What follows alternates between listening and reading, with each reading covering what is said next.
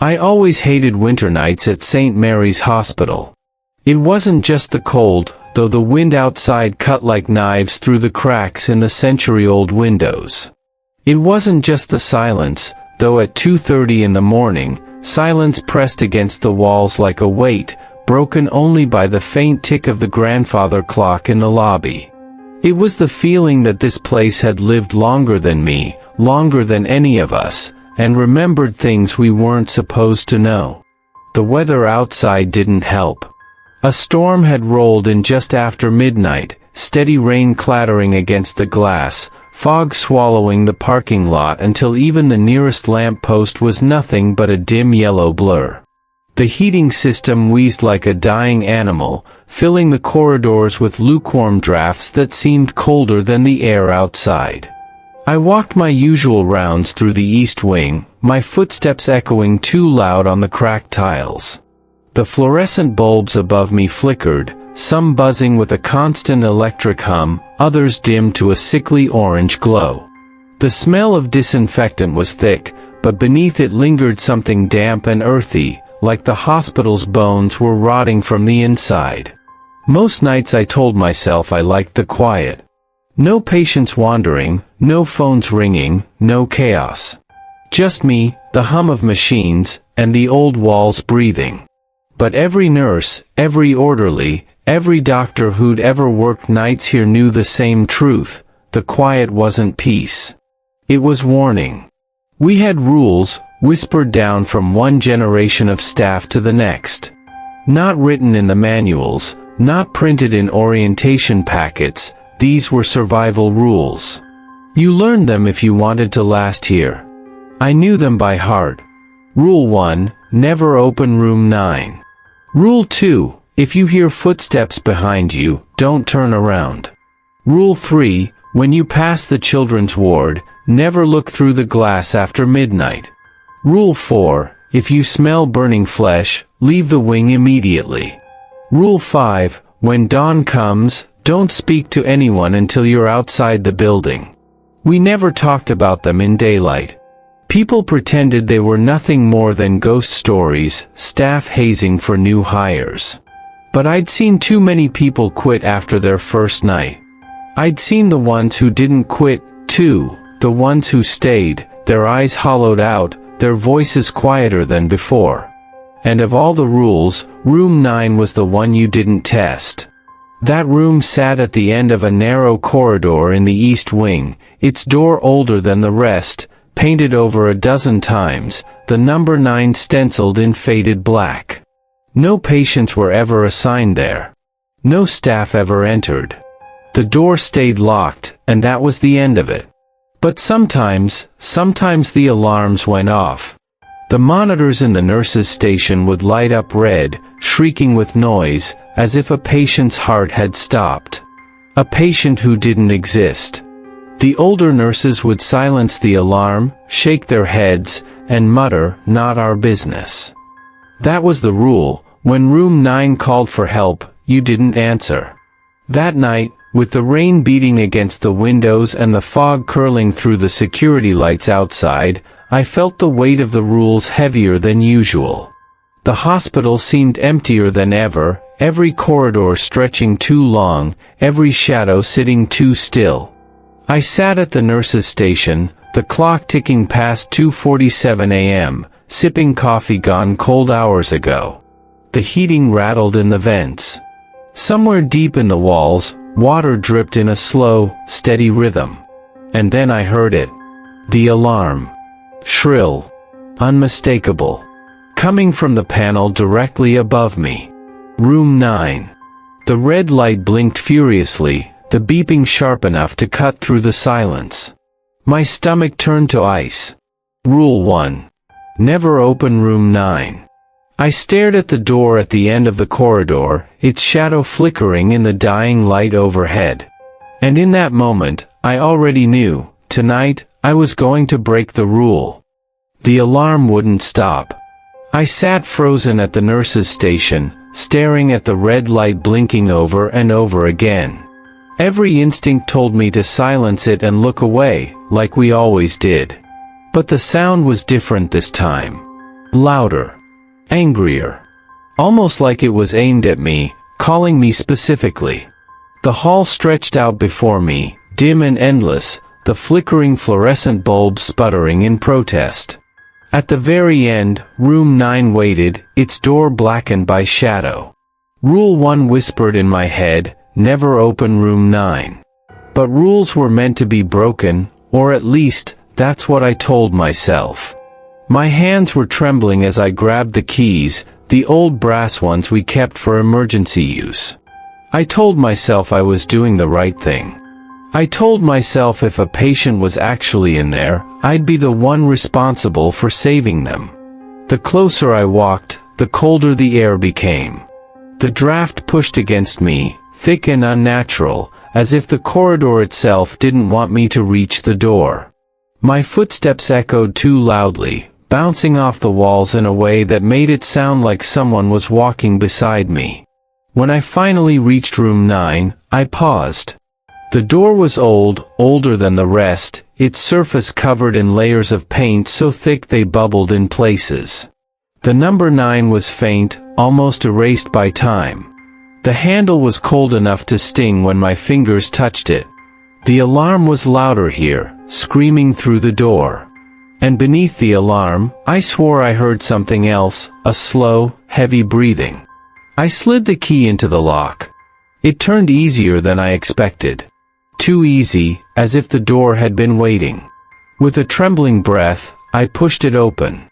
The first thing that hit me was the smell. Not disinfectant, not rot, something in between. Like damp sheets soaked in chemicals, mixed with the faint metallic tang of blood. The room was dim, lit only by a single flickering bulb in the ceiling. The walls were stained, the wallpaper peeling in long strips. Against the far wall stood a hospital bed, its frame rusted, its mattress sagging. And in that bed lay a man. He was thin, almost skeletal, his skin gray and stretched over bone. His eyes were closed, but the monitors beside him beeped steadily, showing vital signs, heart rate, oxygen, everything. But the file at the end of the bed told a different story. Name, John Ashworth. Admitted, 1973. Status, deceased. I stared at the yellowed paper, my breath caught in my throat. 30 years dead. And then, his eyes opened. They snapped open, wide and glassy, locking onto me with unnatural sharpness. I froze, every muscle screaming to run. His lips curled, and for a moment, I thought he was trying to speak. Then, in a voice so soft it shouldn't have carried across the room, he said my name. Not nurse. Not doctor. Not, hey. My name. The sound of it sent a shock through me, cold as ice. He shouldn't have known me. He couldn't have known me. I wanted to run, but my legs didn't move. And then I remembered the second rule.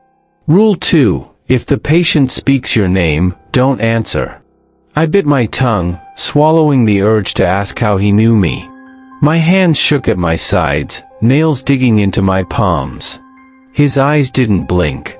His lips twitched again, curling into the faintest, most unnatural smile. You broke the first rule, he whispered. His voice was hoarse, but it carried perfectly through the stale air. Now you'll have to follow the rest. The monitor beside him beeped louder, faster, as if his heart was racing. The flickering light overhead dimmed to almost nothing. And I realized, he wasn't warning me. He was giving me instructions. The air in room 9 was wrong. Heavy. Stale. It pressed against my chest like a weight, making it hard to breathe. The man, John Ashworth, never broke eye contact. His pupils seemed too wide, swallowing the dim light, his gaze fixed on me as if he'd been waiting decades for this exact moment.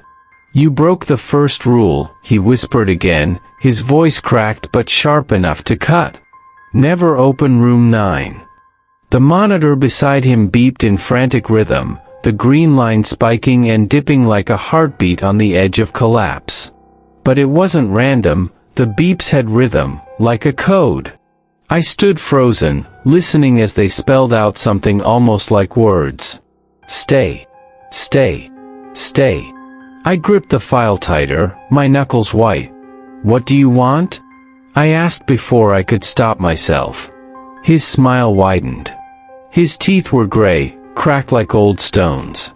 You already know, he rasped. The rules keep you alive. But break them. His eyes flicked toward the dark corner of the room. And they'll come for you. I didn't dare look. My instincts screamed at me not to. But I could feel it, something in that corner, something tall and still, watching. Then his voice sharpened, more forceful than before. Rule 2. If the patient speaks your name, don't answer. My stomach dropped. I'd already broken it. The bulb above us flickered, then burst with a sharp pop, plunging the room into darkness. Only the glow of the monitor lit his face in ghastly green. And in that dim light, he spoke my name again. Louder this time. Demanding. I clamped my mouth shut, too late to undo my mistake. His smile widened into something grotesque, too wide for his face. Good, he hissed. Now the next rule. The monitor flatlined, an endless shriek filling the room. My heart pounded in my ears. I stumbled back toward the door, desperate to escape, but his voice followed me. Rule 3. When you leave, do not look back. The door creaked louder than it should have as I pushed it open. The hallway outside was pitch dark, the storm outside rattling the windows in violent gusts. I stepped into the corridor, the alarm still screaming behind me. My whole body screamed to run, but his words clawed at the back of my mind. Don't look back. Don't look back. I forced myself forward, one step at a time, my shoes squeaking on the damp tiles. The corridor stretched impossibly long, every shadow twisting like it wanted to reach out and grab me. And then I heard it. Footsteps. Slow, heavy, following mine in perfect rhythm. Rule 2 whispered again in my head, if you hear footsteps behind you, don't turn around. But the temptation was unbearable. My neck ached with the urge to glance back, just once, just to see. The air grew colder. My breath came in white clouds. The footsteps grew louder, closer. And then, a voice, low and guttural, right at my ear. Break the rules, and you're mine. I clenched my eyes shut, walking faster, heart hammering against my ribs. The corridor seemed endless, the exit never appearing. My chest burned with panic. And then, I saw it. The lobby. The faint glow of the old grandfather clock. If I could just make it there, maybe I'd survive the night. But the footsteps behind me quickened. And in that instant, I realized I might not make it out. I could see the lobby clock before I could feel anything else. Its hands hovered somewhere past 3:12 a.m., the face smeared with years of grime. The brass casing caught a sliver of light from the storm lantern in the reception, throwing a thin, sickly glow across the marble. For a heartbeat I let myself believe time still worked the way it always had, that if I reached that clock, if I pushed out through the sliding doors and stepped into the rain, I could put the whole thing behind me. The footsteps behind me were not human anymore. They didn't pad or shuffle. They dragged, a soft scraping like wet cloth over stone, measured and patient. When I picked up my pace, they matched me, a metronome of doom that never faltered. I tried to breathe through my chest, shallow and fast, but the air felt full of something heavy, as if the corridor had been filled with winter and grief and old smoke. I followed the rules because there was nothing left but rules. The memory of the patient's thin smile burned in my head, now you'll have to follow the rest. I had already broken 2. I was determined, with a desperation I'd never known, not to break a 3rd. The reception desk loomed up like a cliff. The old nurse's station where I'd sat hours before was empty, the coffee cup I'd left there a cold ring on laminated wood. I could see my own reflection in the darkened glass case of the donations box, a pale smear with wide, wet eyes. For a second, I almost looked back. The muscles in my neck twitched with the urge. I did not. Rule 3 held me like a hand around the throat. When you leave the room, do not look back. I kept my eyes on the clock, on the swing of the second hand, and I pulled at the front door. The handle was icy. I shoved, and the sliding glass parted with an angry sigh. Cold hit me like water. Outside, the storm had become something other than weather. Wind shredded the fog into ribbons, rain tasted like metal on my lips. The parking lot lights hummed like tired giants. For a second, absurd, holy, I tasted freedom. Then something brushed my shoulder. Not a hand. A whisper of fabric and rot and cold. I staggered, nearly dropping the keys that were still in my fist. I kept moving, because movement was a way of thumbing my nose at whatever had me, but the thing at my shoulder tightened its hold. It wanted me to look back. It wanted me to see what it had already chosen for me. The hospital door side closed behind me with a sound like a lid. The automatic sensors blinked dead. My breath steamed in the air. I ran. I ran across the lot blind, tires spinning in puddles, the headlights of a lone car slicing through fog. My shoes squelched against oil and rain. The hospital's shape receded behind me, an old beast with one last yellow eye. The corridor light where room 9 sat, a tiny red pulse as if a heart still beat in that rotten chest. I reached my car with hands that stung from cold and a mind that was only half there. I fumbled with keys that wouldn't find the lock. My fingers were clumsy, they slipped. The thing at my shoulder tightened again and, in that squeeze, I felt it press something into my skin, not claws, nothing like that, but a message left warm and raw. A pressure that felt like a thumb smudging ink across my shoulder blade. I got the door open. I dove inside like a drowning man. I locked the deadbolt with my teeth, hands shaking. The engine coughed to life. Tires whined. Wind tried to pry the doors open as I reversed, driving away from the hospital and toward light and open roads and the small, stupid safety of other people. I didn't stop until the streetlights became a chain of warm, honest suns and the fog thinned to ordinary mist. I drove until the rain eased and the hills flattened into neighborhoods where dogs barked and someone somewhere turned on a television and life hummed the way it had the afternoon before. Only then, only after the asphalt became ordinary and the glow of the hospital disappeared behind a tree lean, did I dare to look down. There, along my shoulder blade, where something cold had pressed into me like a benediction, a mark had formed. At first I thought it was a bruise, or a smear of oil, or some trick of night. But as I blinked the fog from my lashes, the mark resolved into something written in the most intimate font a human body can carry. A thin set of numbers. 9. 9. 9. Not ink. Not blood. Not a wound I could touch and make bleed. It was like a thumbprint that had been burned into me, an indentation under the skin, cold to the touch and forever part of me. My phone buzzed. A message from a colleague, day shift nurse checking in, always the same, everything okay? We had an alarm from 3A, anyone there?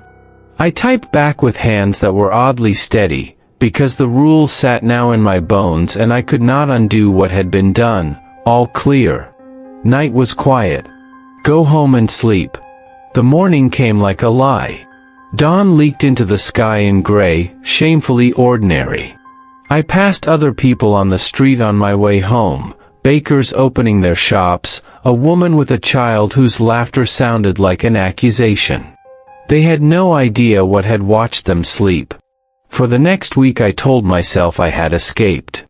I cleaned the coffee ring from the nurse's station, I laughed at a joke made in the break room, I folded towels and pushed a cart and answered call lights with a voice that trembled but held. Nobody at the hospital asked questions I didn't want to answer. They never do. They are very good at pretending normalcy. But the rules are not habit. They are not superstition. They are teeth. On the 10th day, at precisely 2:37 a.m., while I was charting in a supply closet and watching the snow begin, thin and ridiculous against the hospital lights, the pager on my belt buzzed like a hive. The display blinked. Room 9, alarm. The sound in my ears went very far away. I felt, for a moment, a sick, cold humor, some ancient joke being played on me. I could have ignored it. I could have gone to the window and pretended I didn't see. I had nearly convinced myself. Then I felt the mark on my shoulder, where the indent of the number 9 lay, and the throb beneath it like a pulse waiting for permission. You don't get to walk away. Not if you've been touched. Not if you belonged. I slid the pager into my pocket and walked, not to room 9, no. I walked the opposite direction, toward the children's ward, toward the glass panes I knew better than the lines on my palms. The rules had braided themselves through me, they smelled like survival. I made a choice in the dark that was not brave and not cowardly, but necessary. When I reached the ward, the fluorescent light there hummed the same song. Tiny blankets breathed under the glow. Through the glass, the playroom was empty, toys arranged in neat patterns. In the reflection on the opposite pane, I saw a figure move behind me, shadow folding into shadow, patient and slow. I did not turn. I did not answer the whisper when it called my name. Instead, I opened a drawer, pulled out a packet of alcohol wipes, and scrubbed at the mark on my shoulder until my hands ached and the skin stung. The indentation did not fade. The pressure did not stop. But in that desperate, scrubbing motion I realized something as clear as winter light: the rules weren't just rules to keep you alive. They were instructions to keep something contained, some ledger, some tax that had to be paid. I cannot say with certainty what room 9 wanted. Perhaps it wanted bodies. Perhaps it wanted names. Perhaps it wanted company after a long, long time alone. What I know is this: it knew how to keep itself fed. And once it found a way in, through my curiosity, through my soft, human urge to help, it found purchase. It left me a mark to remember the debt. I resigned that week. I told them burnout, shift rotation, something plausible and boring. They nodded. They moved on. People always do. I moved 300 miles away and took a job at a clinic where the fluorescent lights were new and the floors gleamed and the coffee was okay. Night still comes. Storms still gather. Old houses still remember what they've seen. Sometimes, when the wind is right and the heat rattles in unfamiliar ways, I wake at 2:47 a.m. with the sound of a monitor clicking in my head.